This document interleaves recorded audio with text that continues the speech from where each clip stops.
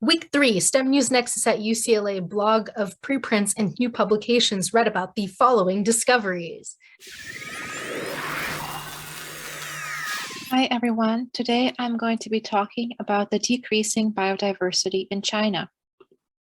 Here's the article I read, and the authors of this article found that 3 factors contribute to the loss of biodiversity in China. These include urbanization, increasing global temperatures, and the presence of invasive species. China needs to implement drastic measures to protect its flora and fauna, which leads to the question of what steps should be taken to protect the country's species. First of all, it's important to consider that there is no single solution, because the uniqueness of each region needs to be taken into account, as well as their differences in climate and landscape. The author suggests that connecting with the 2030 Sustainable Development Goals will help advance biodiversity governance and strengthen the synergy between biodiversity governance and other environmental governance issues.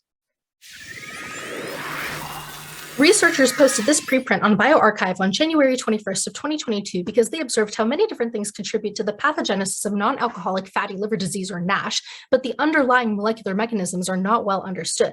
These researchers wanted to begin the investigation by looking at the molecular mechanisms within fat tissue, by first comparing the similarities and differences between visceral and subcutaneous fat, where the former is a type of fat that encases internal organs such as the heart and digestive organs, and the latter is a type of fat that lies beneath the skin and also superior to the ab muscles. So their overall research question is, are visceral or subcutaneous fat depots somehow related to non-alcoholic fatty liver disease? And they discovered that with using mass spec and tracer infusion, they could show that excess fat in the liver is associated with symptoms of fat dysfunction in the blood, such as excess free fatty acids and saturated fats. Researchers also showed with MRI scans that visceral fat and liver scarring is greater in lean and obese subjects with NASH than in healthy controls. This means that MRI results of extravisceral fat can detect NASH early enough to start care sooner in both obese and lean patients.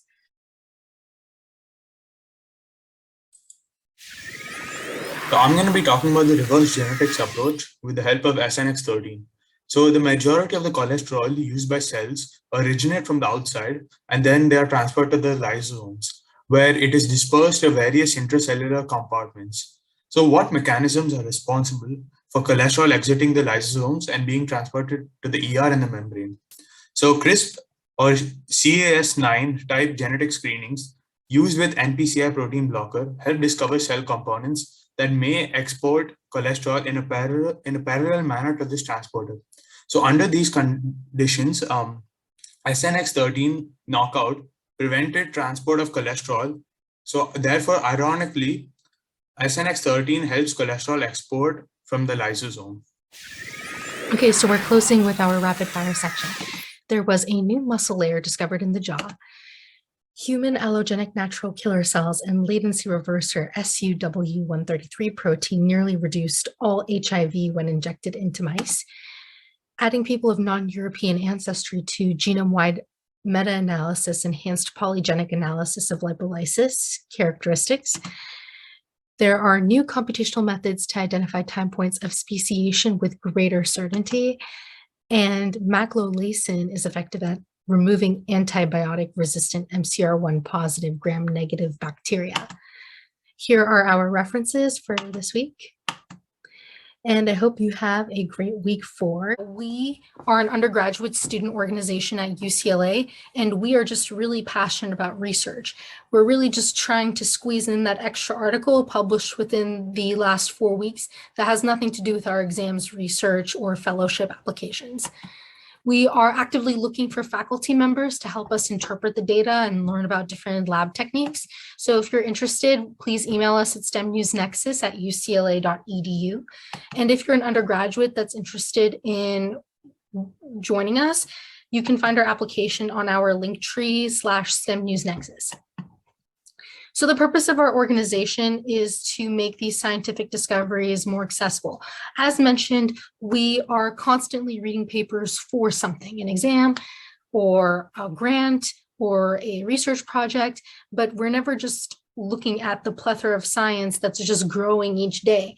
So we want, and just like, it's kind of difficult to read those articles because they're so dense. So we think that by splitting up the task by reading different papers and creating these videos, we can help make it more accessible for all scientists and developing scientists in our community.